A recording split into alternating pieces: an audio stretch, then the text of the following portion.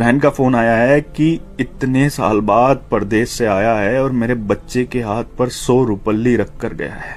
मेरे हाथ में किसकी कहानी है नहीं पता, लेकिन जिसकी भी कहानी है ना, दिल रोने लगा ये सुनकर। परदेसी की कहानी है। 10 साल हो गए थे परदेश में काम करते हुए। पहला साल कर्ज उतारने में और दूसरा तीसरा साल बहन की शादियों की भेंट चढ़ गया। चौथे साल कुछ करके आने का सोचा तो पापा की तबीयत खराब हो गई, नहीं आ पाया। यहां तक कि पापा दुनिया छोड़कर चले गए तब भी नहीं आ पाया। बूढ़ी माँ घर में अकेली थी। आने का सोचा लेकिन कोई बचत नहीं थी, तो फिर परदेश से हिम्मत नहीं हुई कि इतने साल परदेश में रहकर खाली हाथ कैसे जाऊं। लेकिन माँ की जिद और बहनों ने कहा कि भाई आ जाओ, हमें कुछ नहीं चाहिए, बस आ जाओ कहा तो हिम्मत बढ़ी। कुछ उधार लिया, कुछ पास था जिससे टिकट करवाया और वापस ये सोच कर आ गया कि अब कोई बड़ी जिम्मेदारी तो है नहीं, यहीं पे कुछ कर लेंगे। आने के दूसरे दिन बहन से मिलने गया। बहन बच्चों वाली हो चुकी थी। आते वक्त भांजे के हाथ पर 100 रुपए रखकर वापस हुआ। दूसरी बहन के यहाँ पहुंचने पर पास के पैसे भी खत्म हो चुके थे, लेकिन ये उम्मीद थी कि ये बहन ज्यादा नजदीक है, कुछ नहीं बोलेगी। वहां से वापसी पर भांजे के हाथ पर कुछ नहीं रखा और जब घर पहुंचा तो मां ने बताया कि एक बहन का फोन आया है। बहुत बड़ा दिल चाहिए यार ये सुनने के लिए। एक बहन का फोन आया है कि इतने साल बाद परदेश से आया है और मेरे बच्चे के हाथ पर 100 रुपल्ली रख कर गया है।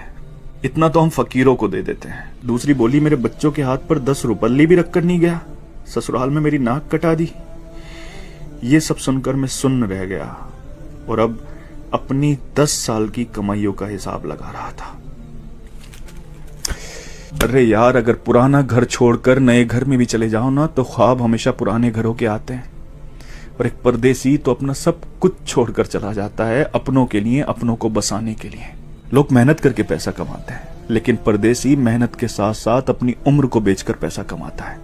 किसी खुशियों में नहीं आ पाता, किसी की मैयत में नहीं आ पाता। सच पूछो तो हमारे सीने में दिल किस तरफ है ना, ये एक परदेसी ही बता सकता है। क्योंकि जब वो अपनों को छोड़कर जाता है ना तो सीने में वही तकलीफ होती है जहां दिल होता है। जुल्म नहीं करते अपने लोग ये कहकर कि तुमने परदेश में रहकर हमारे लिए किया ही क्या है।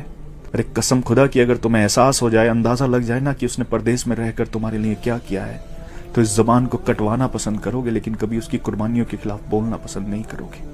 सच कहते हैं जिसका दर्द होता है उसकी तकलीफ को सिर्फ वही समझता है। परदेसी का दर्द सिर्फ वही समझ सकता है जिसने अपनों के लिए अपना घर छोड़ा हो।